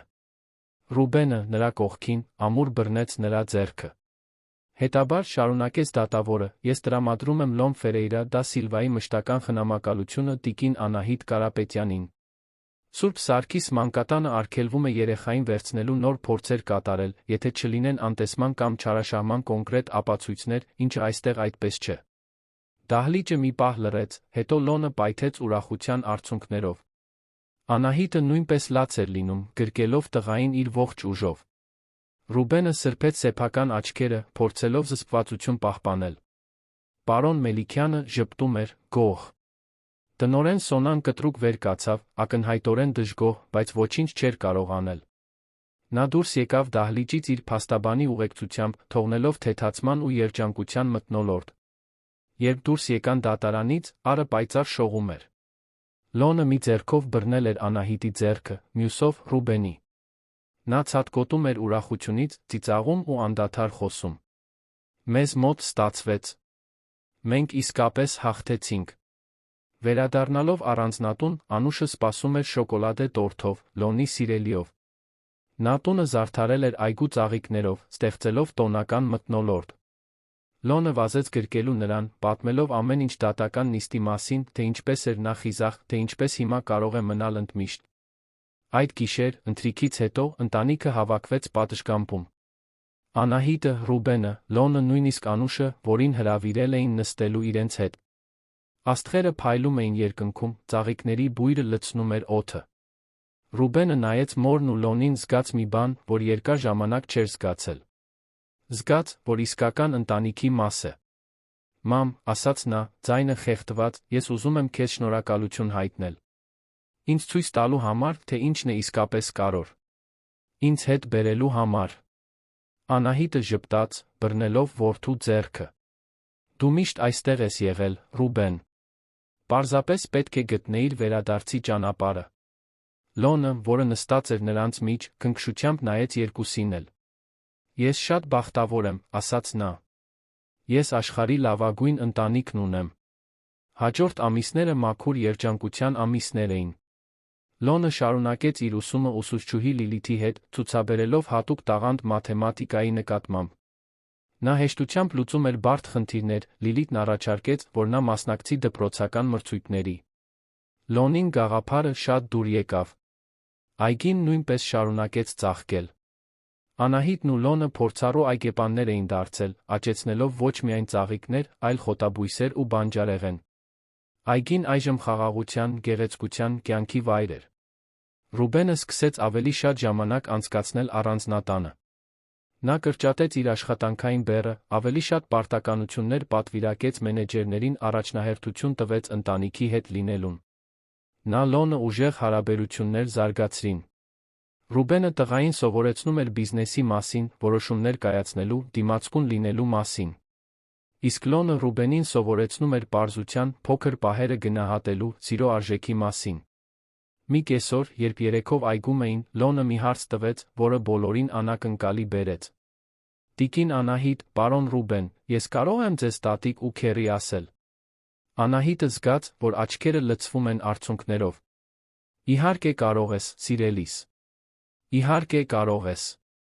Ռուբենը նույնպես հուզված էր։ Ես դա շատ կուզենայի, Լոն։ Շատ կուզենայի քո քեռին լինել։ Լոնը ժպտաց, այն լայն ու անկեղծ ժպիտով, որը լուսավորում էր նրա ողջ դեմքը։ Ապա հիմա ես տատիկ ու քեռի ունեմ։ Ես իսկական ընտանիք ունեմ։ Բայց պատմությունը դեռ հեռու էր ավարտից։ Մի գիշեր, երբ Անահիտն ու Լոնն ընթրում էին, տղան մի դիտարկում արեց, որը կփոխեր ամեն ինչի ընթացքը։ Տատիկ, դու գիտես, որ ինձ նման շատ երեխաներ կան։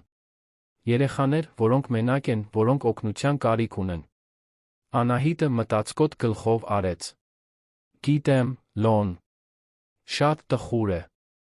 Իսկ եթե մենք կարողանայինք նրանց էլ օգնել։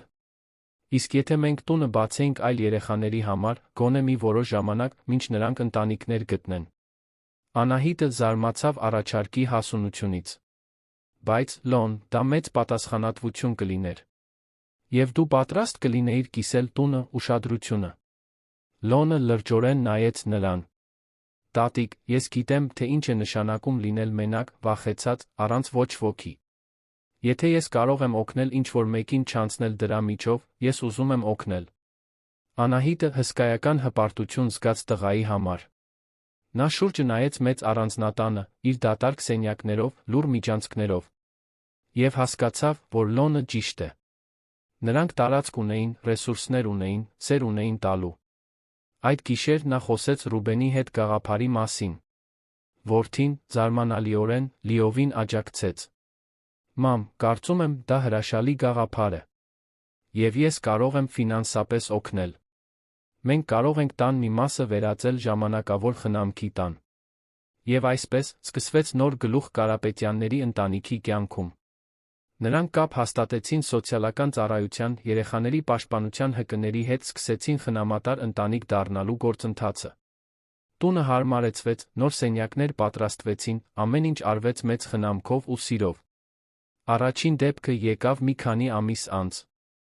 3 քույր-եղբայր, 2 աղջիկ մի տղա, որոնց պատրաստվում էին բաժանել, քանի որ ոչ մի մանկատուն երեքի համար միասին տեղ չուներ։ Լիանան 12 տարեկան էր, Մարինեն 9, իսկ Դավիթը 7։ Նրանք կորցրել էին ծնողներին վթարի հետանքով այդ օրվանից համակարգում էին։ Երբ հասան առանձնատուն, նրանք վախեցած էին, կասկածամիտ։ Լիանան, ավագը, պաշտպանական դեր էր ստանձնել փոքր եղբոր ու քրոջ նկատմամբ։ Նա չէր վստահում մեծահասակներին, չէր վստահում խոստումներին։ Բայց Անահիտն ու Լոնը պատրաստ էին։ Լոնը հատկապես քնքուշ էր Դավիթի հետ, ցույց տալով նրան այգին, սովորեցնելով բույսերի մասին, կիսվելով իր խաղալիքներով։ Անուշը պատրաստեց երեխաների սիրելի ուտեստները, իսկ Ռուբենը նվերներ, գրքեր ու խաղեր բերեց։ Բայց Լիանային գերեց Անահիտը։ Նա աղջկա մեջ տեսավ նույն ցավը, որ տեսել էր Լոնի մեջ, նույն անվստահությունը, նույն վախը։ Այսպիսով, մի գիշեր նա նստեց Լիանայի հետ պատշգամբում, միայն երկուսով։ Լիանա, մեղմ ասաց Անահիտը, գիտեմ, որ դու վախեցած ես։ Գիտեմ, որ ինձ չես վստահում։ Բայց ուզում եմ, որ մի բան իմանաս։ Քեզ քո եղբորն ու քրոջը չեն բաժանի։ Ոչ այնքան ժամանակ, որքան իմ հարկի տակ եք։ Լիանան նայեց Անահիտին, նրա կոշտ աչքերը սկսեցին փափկել։ Ինչպես կարող եք դա խոստանալ։ Որովհետև ես գիտեմ, թե ինչ է նշանակում կորցնել մեկին, ում սիրում ես։ Եվ գիտեմ, որ քույր եղբայրական սերը ամենաուժեղ կապերից մեկն է։ Ես այդ կապը չեմ խզի։ Երբեք։ Լիանան չպատասխանեց, բայց Անահիտը տեսավ մի արցունք, որ սահեց նրա դեմքով։ Դա սկիզբ էր։ Հաջորդ ամիսների ընթացքում երեք քույր եղբայրները սկսեցին հարմարվել։ Դավիթն անբաժան դարձավ Լոնից, հետելով նրան ամենուր։ Մարինեն ավելի ամաչկոտ, Անուշի մեջ մայրական կերպար գտավ, օգնելով նրան խոհանոցում սովորելով տորթեր թխել։ Իսկ Լիանան, կամաց-կամաց, սկսեց վստահել։ Սկսեց ժպտալ։ Սկսեց նորից երեխա լինել։ Տունը, որը նախկինում լուռ ու դատարկ էր, այժմ լի էր ծիծաղով, զրույցներով, կյանքով։ Իսկ Անահիտը, որը նախկինում կորած էր իր ցավի մեջ, այժմ ավելի կենդանի էր, քան երբևէ։ Նա գտել էր իր նպատակը։ Գտել էր շարունակելու իր պատճառը։ 2 տարի էր անցել այն օրվանից, երբ Լիանան, Մարինեն Դավիթը եկան Կարապետյանների առանձնատուն։ Այն, ինչ սկսվել էր որպես ժամանակավոր խնամք, վերածվել էր շատ ավելի մեծ, շատ ավելի խորը բանի։ Երեխաներն այլս պարզապես հյուրեր չէին։ Նրանք ընտանիքի մաս էին։ Հարմարվելը հեշտ չէր, հատկապես Լիանայի համար։ Նա պարիսպներ էր կառուցել իր սրտի շուրջ, պարիսպներ, որոնք քանդելու համար ամիսներ պահանջվեցին։ Բայց Անահիտը, իր անսահման համբերությամբ, Լոնը, իր յուրահատուկ հասկացողությամբ, կարողացան ցույց տալ նրան, որ նորից վստահելն անվտանգ է, որ սիրելն անվտանգ է։ Մի օր Լիանան փնտրեց Անահիտին իր սենյակում։ Շաբաթ օրվա կեսօր էր, տունը եռում էր ընտանեկան ընթրիքի նախապատրաստություններով։ Լիանան թեթակի թակեց դուռը, Անահիտը նրան ներս հրավիրեց։ Տատիկ Անահիտ, սկսեց Լիանան առաջին անգամ օգտագործելով այն տերմինը, որը Լոնն ընդունել էր 2 տարի առաջ, կարող եմ ձեզ հետ խոսել։ Իհարկե, սիրելիս։ Նստիր այստեղ, ինձ հետ։ Լիանան նստեց մահճակալի եզրին, ձեռքերը նյարդայնորեն միահյուսած ծնկներին։ Ես ուզում էի շնորհակալություն հայտնել։ Ամեն ինչի համար։ Մեզնից հույսը չկտրելու համար։ Մեզ միասին պահելու համար։ Անահիտը զգաց, որ աչքերը լցվում են արցունքներով։ Լիանա, դուք ինձ շնորհակալություն հայտնելու ոչինչ չունեք։ Դուք ինձ այնքան բան եք տվել, որքան ես ձեզ։ Լիանան գլուխը թափահարեց։ Ոչ, տատիկ։ Դուք չեք հասկանում։ Երբ մեր ծնողները հեռացան, ես կարծում էի, որ այլս երբեք երջանիկ չեմ լինի։ Կարծում էի, որ կյանքիս մնացած մասը կանցկացնեմ մենակ իմ եղբորն ու քրոջը խնամելով, վախենալով, որ ինչ-որ մեկը մեզ կբաժանի։ Բայց այստեղ, այս տանը, ես սովորեցի, որ մենք պարտավոր չենք մենակ լինել։ Որ ընտանիքը միայն արյուն չէ։ Դա ընտրություն է։ Սեր է։ Անահիտը գրկեց աղջկան, նրանք երկուսով լաց եղան։ Դրանք բուժման, երախտագիտության, խորը սիրո արցունքներ էին։ Երբ բաժանվեցին, Լիանայի դեմքին ամաչկոտ ժպիտ կար։ Տատիկ, մի ուրիշ բան էլ կա, որ ուզում էի հարցնել։ Դուք քերի Ռուբենը երբե մտածել եք, գիտեք, մեզ իսկապես որդեգրելու մասին։ Մեզ էլ Կարապետյան դարձնելու մասին։ Անահիտը մի պահ խոսքերը կորցրեց։ Հարցը նրան անակնկալի էր բերել, բայց միևնույն ժամանակ դա ամենաբնական բանն էր թվում աշխարհում։ Օ, Լիանա, իհարկե մտածել ենք։ Ամեն օր։ Բայց ուզում էինք համոզվել, որ դա այն է, ինչ դուք էլ եք ուզում։ Այո, տատիկ։ Ես, Մարինեն Դավիթն արդեն խոսել ենք այդ մասին։ Մենք ուզում ենք իսկապես այս ընտանիքի մասը լինել։ Ընդմիշտ։ Այդ գիշեր, ընթրիքի ժամանակ, Անահիտը հայտարարություն արեց։ Սեղանի շուրջ նստած էին նա, Ռուբենը, Լոնը, Լիանան, Մարինեն, Դավիթը, Անուշը, որն այժմ միշտ ընտրում էր ընտանիքի հետ։ Անահիտը վեր կացավ, գավաթը ձեռքին։ Ես կցանկանայի կենաց խմել, սկսեց նա, ձայնը հուզված այս ընտանիքի համար, որն աճել է այնպես, ինչպես երբեք չէի պատկերացնի։ Եվ հայտարարել, որ Ռուբենն ու ես սկսելու ենք Լիանայի, Մարինեի Դավիթի որդեգրման գործընթացը։ Սեղանը պայթեց ուրախությունից։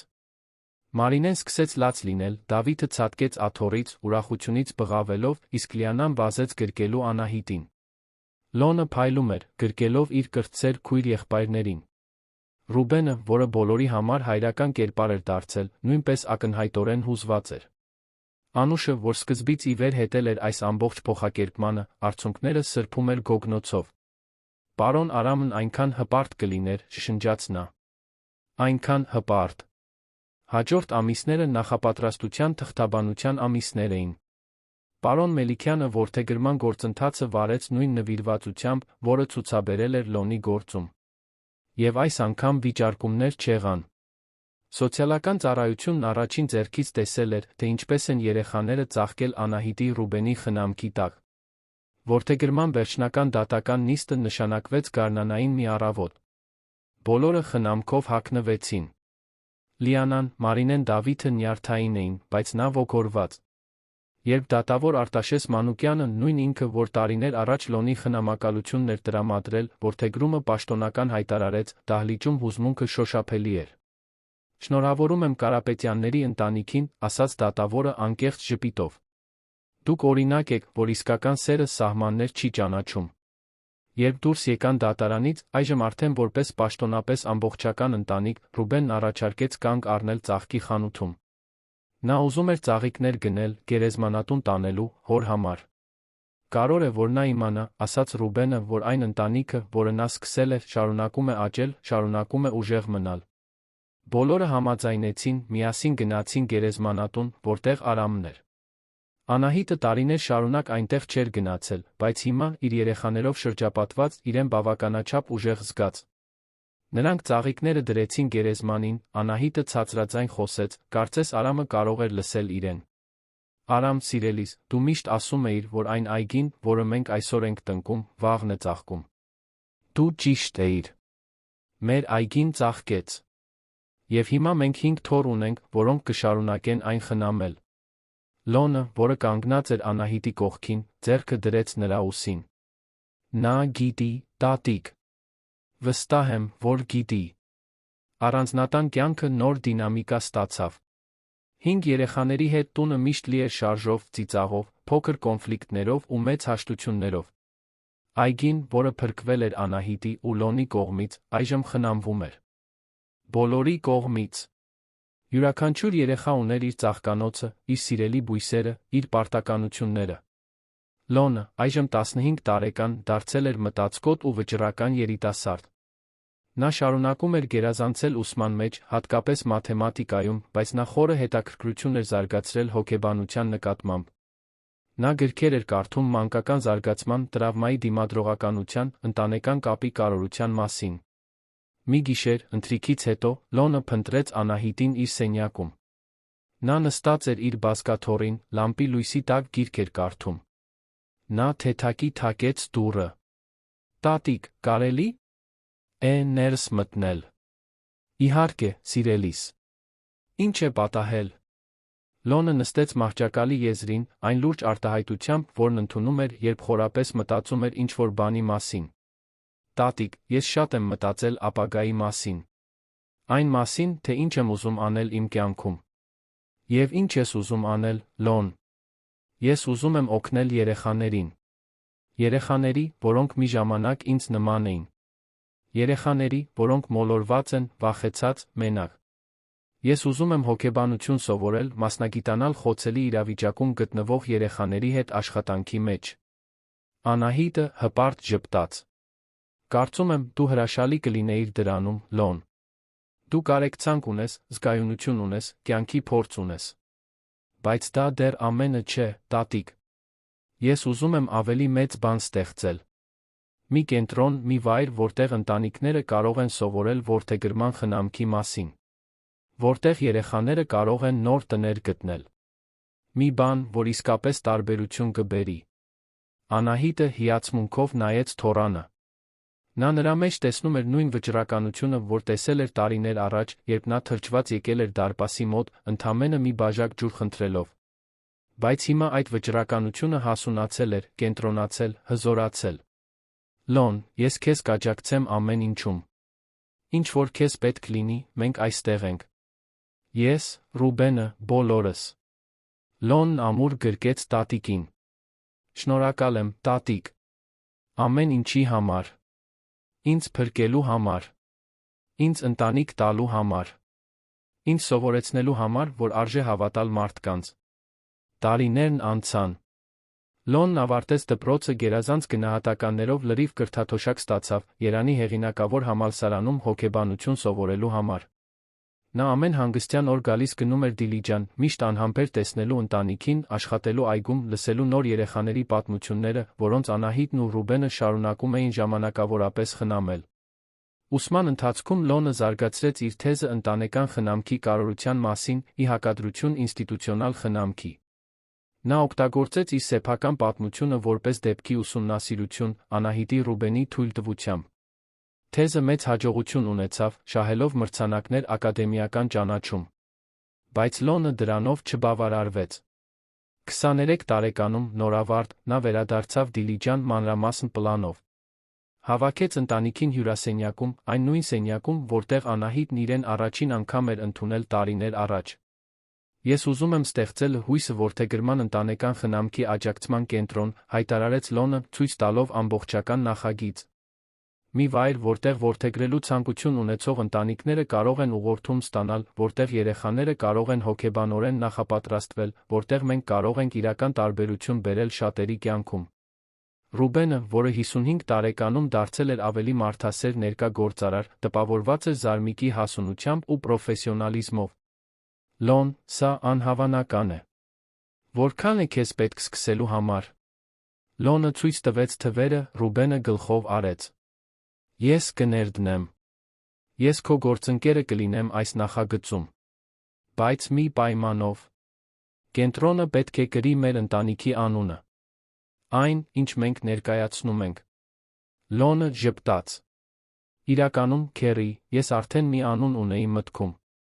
Հիշում եք Թոփիկին, այն շնիկին, որ դուք ունեիք, երբ ես այստեղ եկա։ Տատիկն ինձ պատմել է, որ նա թաղված է այնտեղ, այգում, դեղին վարդի տակ։ Ռուբենը գլխով արեց, հուզված հիշողությունից։ Թոփիկը հորս ընկերն էր։ Երբ նա հեռացավ, հայրս այնքան տխրեց։ Դա նրա հեռանալուց քիչ առաջ էր։ Ապա ես ուզում եմ կենտրոնն անվանել Հույս Թոփիկ։ Որովհետև Թոփիկը ներկայացնում էր անպայմանական սեր, հավատարմություն, որովհետև այն այգին, որտեղ նա հանգչում է, այն վայրն էր, որտեղ ամեն ինչ սկսվեց ինձ համար։ Որտեղ ես հույս գտա։ Անահիտը, որ լուռ լսում էր, սկսեց լաց լինել։ Լոն, պապիկդ այնքան ուրախ կլիներ։ Այնքան հպարտ։ Հույս Թոփիկ կենտրոնը բացվեց 1 տարի անց, հուզիչ արարողությամբ։ Շենքը գտնվում էր Դիլիջանի կենտրոնում, ընդարձակ հարմարավետ տարածք, հոգեբանական խորհրդատվության սենյակներով, դասախոսությունների համար դահլիճով, գրադարանով, նույնիսկ փոքրիկ ներքին այգիով, որը նախագծել էր Լոնը, խնամում էր ողջ ընտանիքը։ Բացման արարողությանը ներկա էին տեղական իշխանությունների ներկայացուցիչներ, սոցիալական աշխատողներ, հոգեբաններ, որդեգրմամբ հետաքրքրված տասնյակ ընտանիքներ։ Անահիտն առաջին շարքում էր Ռուբենի, Լիանայի, Մարինեի, Դավիթի անուշի կողքին, որն այժմ պաշտոնապես համարվում էր ընտանիքի մաս։ Լոնը բարձրացավ բեմ, ելույթ ունենալու։ Նա էլեգանտ կոստյում էր հագել, բայց աչքերը դեռ կրում էին այն քնքշությունը, որը բնորոշ էր նրան մանկուց։ Երբ ես 10 տարեկան էի, սկսեց նա, ձայնը հաստատուն, բայց հուզված, ես փախա մի վայրից, որտեղ ինձ անտեսանելի էի զգում։ Որտեղ ընդամենը մեկ այլ թիվ էի։ Ես հասա թրջված, քաղցած ու վախեցած մի տիկնոջ դարպասի մոտ, որը ինձ չէր ճանաչում։ Նա կարող էր ինձ դուրս անել։ Բայց չարեց։ Նա ինձ տեսավ։ Ինձ լսեց։ Ինձ ընդունեց։ Նա դադար տվեց, նայելով Անահիտին, որը սրբում էր արցունքները։ Այդ տիկինն ինձ սովորեցրեց, որ ընտանիքը միայն արյուն չէ։ Դա ընտրություն է։ Ներկա լինելու մասին է։ Սիրո մասին է, որը կառուցվում է ամեն օր, համբերությամբ, նվիրվածությամբ, փոքրիկ ժեստերով, որոնք ամբողջ տարբերությունն են բերում։ Լոնը շարունակեց, ձայնն ուժգնացավ։ Այս կենտրոնը գոյություն ունի, որովհետ իմ բախտը բերեց։ Որովհետ ես գտա մի ընտանիք, որն ինձ փրկեց։ Բայց քանի երեխայի բախտը չի բերում։ Քանիսն են շարունակում մնալ անտեսանելի, սպասելով մեկին, որը նրանց կտեսնի։ Այս կենտրոնը նրանց համար է։ Տան կարիք ունեցող երեխաներին սեր տալու ընտանիքների հետ կապելու համար։ Հանդիսատեսը հուզված ծափահարեց։ Արարողության ընթացքում մի քանի ընտանիքներ, որոնք որդեգրել էին կենտրոնի միջոցով, կիսվեցին իրենց պատմություններով։ Փոխակերպման, սիրո, նոր սկիզբների պատմություններ։ Հույս Թոփիկ կենտրոնն արագորեն օրինակելի դարձավ։ Լոնը նորարարական ծրագրեր մշակեց, սեմինարներ որդեգրող ծնողների համար, աջակցության խմբեր որդեգրման գործընթացում գտնվող երեխաների համար, նույնիսկ հուզական հովանավորության համակարգ, որտեղ կամավորները պարտավորվում էին ներկա լինել այն երեխաների կյանքում, որոնք դեռ մշտական ընտանիքներ չէին գտել։ Կարապետյանների առանձնատունը նույնպես օրինակ դարձավ։ Անահիտն ու Ռուբենը շարունակեցին ժամանակավորապես երեխաներ խնամել, միշտ Լոնի կենտրոնի աջակցությամբ։ Յուրաքանչյուր երեխա, որն անցնում էր այնտեղով, իր հետ տանում էր ոչ միայն սիրող տան փորձառությունը, այլ հույսը, որ հնարավոր է նորից սկսել։ Լիանան, այժմ 19 տարեկան, որոշեց հետել Լոնի քայլերին։ Նա ընդունվեց սոցիալական աշխատանքի ֆակուլտետ, սկսեց պրակտիկա անցնել Հույս Թոփիկ կենտրոնում։ Մարինեն, 16 տարեկան, արվեստի տաղանդ հայտնաբերեց իր հմտությունն օգտագործում էր կենտրոնի համար կրթական նյութեր ստեղծելու համար։ Իսկ Դավիթը, 14 տարեկան, դարձավ առանձնատան պաշտոնական այգեպանի օգնականը, կենդանի պահելով այն ավանդույթը, որը Լոնն էր սկսել։ Մի շաբաթ օրվա կեսօրին, կենտրոնի բացումից 5 տարի անց, Լոնը մի զանգ ստացավ, որը նորից կփոխեր ամեն ինչ։ Դա Երանի ամենամեծ թերթի լրագրողից էր։ Նա լսել էր Հույս Թոփիկ կենտրոնի աշխատանքի մասին, ուզում էր մեծ ռեպորտաժ անել։ Հոդվածը հրապարակվեց հատուկ հավելվածի շապիկին, ընտանիքի, կենտրոնի, այգու լուսանկարներով։ Լոնի, Անահիտի պատմությունը, թե ինչպես մի բաժակ ջուրը վերածվեց սիրո հեղափոխության, հուզեց հազարավոր մարդկանց։ Կենտրոնը նվիրատվություններ ստացավ ամբողջ երկրից, կամավորներ առաջարկեցին օգնել, ամենակարևորը, տասնյակ ընտանիքներ կապ հաստատեցին, ցանկանալով որդեգրել։ Ճանաչման հետ եկավ նա ավելի շատ պատասխանատվություն։ Լոնին հրավիրեցին դասախոսություններ կարդալու համալսարաններում, մասնակցելու երեխաների պաշտպանությանը նվիրված համաժողովների, խորհրդատվություն տալու հանրային քաղաքականության հարցերով։ Բայց նա երբեք չմոռացավ իր արմատները։ Ամեն հանգստյան օր նա վերադառնում էր Դիլիջան, առանձնատուն, այգի, ընտանիք։ Անահիտը, այժմ 83 տարեկան, համայնքում հարգված կերպար էր դարձել։ Նա ակտիվորեն մասնակցում էր կենտրոնի գործունեությանը, ցուցմունքներ էր տալիս, ընդունում խնամքով հետաքրքրված ընտանիքների։ Նրա պատմությունը ոգեշնչում էր բոլոր տարիքի մարդկանց։ Մի առավոտ, երբ այգում վարդերն էր ջրում, Անահիտը իր կողքին ներկայություն զգաց։ Լոնն էր, որն այդ շաբաթ ավելի վաղ էր եկել։ Տատիկ, կարող եմ քեզ մի հարց տալ։ Իհարկե, սիրելիս։ Դու զղջում ես ինչ-որ բանի համար։ Այն անձրոտ օրը ինձ ներս թողնելու համար։ Քո ամբողջ կյանքը փոխելու համար։ Անահիտը ջրիչը դրեց գետնին, բռնեց Լոնի ձեռքերն իր ձեռքերի մեջ։ Լոն, այդ օրն այն օրն էր, երբ ես նորից սկսեցի ապրել։ Դրանից առաջ ես պարզապես գոյություն ունեի, սպասելով, որ ժամանակն անցնի։ Դու ինձ նպատակ տվեցիր։ Ուրախություն տվեցիր։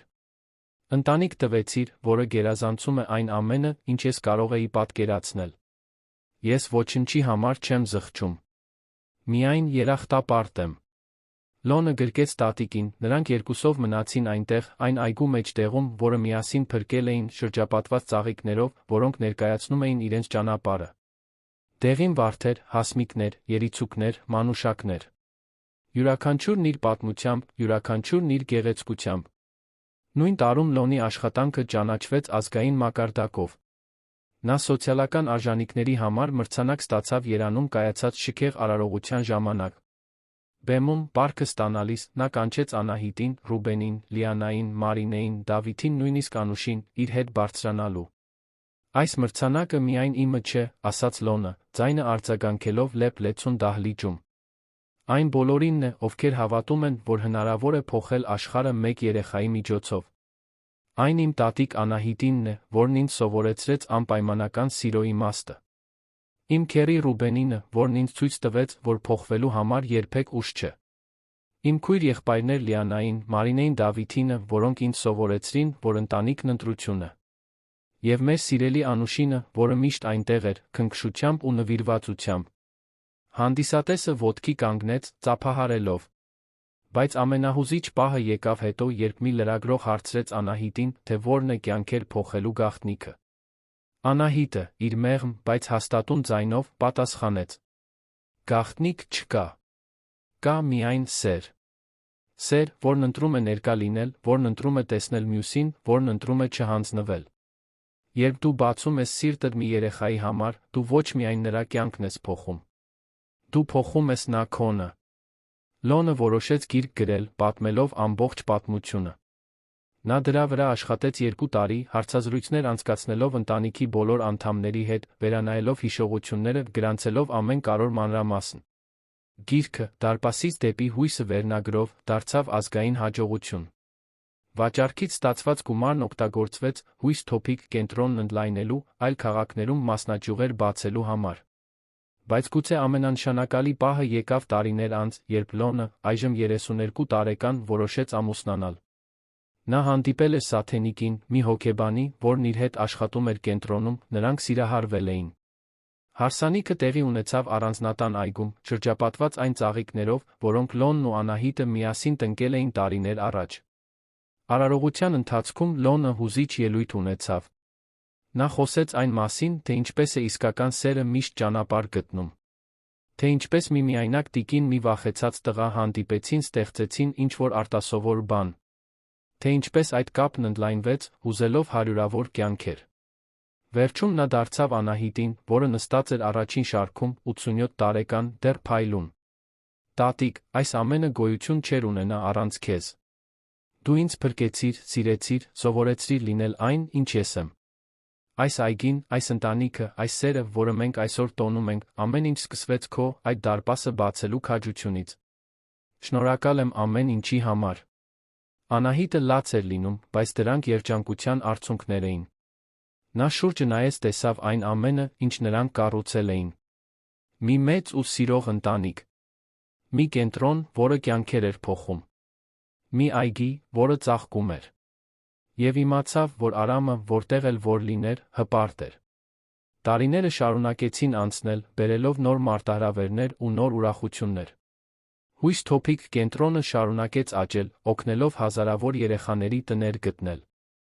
Առանձնատունը շարունակեց լինել սիրո խնամքի ապաստան։ Եվ այգին շարունակեց ծաղկել, սերնդեսերունդ։ Անահիտը իր վերջին տարիներին սովորաբար նստում էր պատշգամբում, դիտելով, թե ինչպես են երեխաները խաղում այգում։ Լիանան արդեն իր սեփական երեխաներն ուներ, որոնք վազվզում էին ծաղիկների մեջ։ Մարինեն ճանաչված նկարչուհի էր դարձել, իր արվեստն օգտագործելով որդեգրման գործը խթանելու համար։ Դավիթն աշխատում էր որպես լանդշաֆտային դիզայներ, այգու դասը տանելով այլ ընտանիքներ։ Իսկ Լոնը իր Լոնը դարձել էր երեխաների իրավունքների պաշտպանության ազգային ձայն։ Մի հանգիստ աշնանային կեսօր, երբ Արը մայր էր մտնում, երկինքը ներկելով նարնջագույն ու վարդագույն, Անահիտն այգում էր Լոնի հետ։ Նրանք նոր էին վարդեր տնկել, թարմ հողի բույրը լցնում էր օդը։ Լոն, ասաց Անահիտը, ձայն արդեն ավելի թույլ, բայց դեռ կյանքով լի, ես ուզում եմ, որ դու մի կարևոր բան իմանաս։ Երբ դու հայտնվեցիր այդ դարպասի մոտ, ես ներսից մեռած էի։ Բայց դու ինձ հետ բերեցիր։ Եվ ոչ միայն ինձ։ Դու հետ բերեցիր այս ամբողջ տունը, այս ամբողջ սերը։ Դու ինձ սովորեցրիր, որ երբեք ուշ չէ նորից սկսել, երբեք ուշ չէ սիրել։ Լոնը բռնեց տատիկի ձեռքը, զգալով ոսկորների փխրունությունը կնճռոտ մաշկի տակ։ Տատիկ, դու էիր, որ ինձ դա սովորեցրիր։ Դու էիր, որ ինձ ցույց տվեցիր, որ սերն ավելի ուժեղ է, քան ցանկացած ցավ։ Անահիտը ժպտաց, այն մեղմ ժպիտով, որն այդքան մխիթարում էր։ Ապա միասին ենք սովորել։ Եվ դա ամենագեղեցիկն է, որ մենք փրկեցինք միմյանց։ Նրանք մնացին այնտեղ, լուռ, դիտելով այգին։ Վարդերը մեղմորեն օրորվում էին քամուց, թռչունները երգում էին ծառերի վրա, տունը, հետին պլանում, լուսավորված էր ու կյանքով լի։ Տարիներ անց, երբ եկավ Անահիտի հեռանալու ժամանակը, նա շրջապատված էր բոլոր նրանցով, ում սիրում էր։ Լոնը բռնել էր նրա մի ձեռքը, Ռուբենը մյուսը։ Լիանան, Մարինեն, Դավիթը, Անուշը, Սաթենիկը, նույնիսկ թոռներն այնտեղ էին, սիրո շրջան ստեղծելով նրա մահճակալի շուրջ։ Անահիտը նայեց նրանցից յուրաքանչյուրին, աչքերը դեռ փայլում էին։ Ես լավ կյանք ունեցա, չշնջաց նա։ Լի սիրով։ Լի նպատակով։ Հոգ տարեք միմյանց մասին։ Հոգ տարեք այգու մասին։ Եվ միշտ հիշեք, ընտանիքն այն է, ինչ մենք ընտրում ենք կառուցել ամեն օր։ Եվ հետո խաղաղ, սիրով շրջապատված, Անահիտը վերջին անգամ փակեց աչքերը։ Այգին ընտրվեց Անահիտի հանգստի վայրը, Արամի թոփիկի կողքին։ Լոնը նրա շուրջը դեղին վարդերի մի ամբողջ այգի տնկեց, նրա սիրելիներից։ Եվ այնտեղ, այն վայրում, որը ներկայացնում էր այն ամենը, ինչ նրանք միասին կառուցել էին, ընտանիքը շարունակեց հավաքվել, տոնել, հիշել։ Հույս թոփիկ կենտրոնը շարունակեց իր աշխատանքը, այժմ արդեն լրիվ անունով, Անահիտ Կարապետյանի անվան Հույս թոփիկ կենտրոն։ Լոնը շարունակեց իր առաքելությունը, այժմ էլ ավելի մեծ վճռականությամբ։ Նա գիտեր, որ յուրաքանչյուր օգնված երեխա հարգանքի տուրք է տատիկին, այն կնոջը, որը փոխել էր ամեն ինչ բարության մի պարզ ժեստով։ Եվ այսպես, պատմությունը, որը սկսվեց մի թրջված տղայից, որը մի բաժակ ջուր էր խնդրում, վերածվեց մի ժառանգության, որը հուզեց հազարավոր կյանքեր։ Մի ժառանգության, որն ապացուցեց, որ սերը, երբ մշակվում է նվիրվածությամբ տրվում առանց վերապահումների, կարող է ծաղկել աներակայելի ձերով։ Մի ժառանգության, որը ցույց տվեց, որ ընտանիքը սահմանվում է ոչ թե արյունով, այլ ընտրության, ներկայության, իսկական սիրո կապերով։ Կարապետյանների առանձնատան այգին շարունակում է ծաղկել մինչ օրս, խնամված սերունդների կողմից, որոնք սովորել են, որ ինչպես բույսերը, մարդիկ նույնպես բերրի հողի կարիք ունեն աճելու համար։ Եվ որ այդ հողը ստեղծված է սիրուց, համբերությունից, հույսից։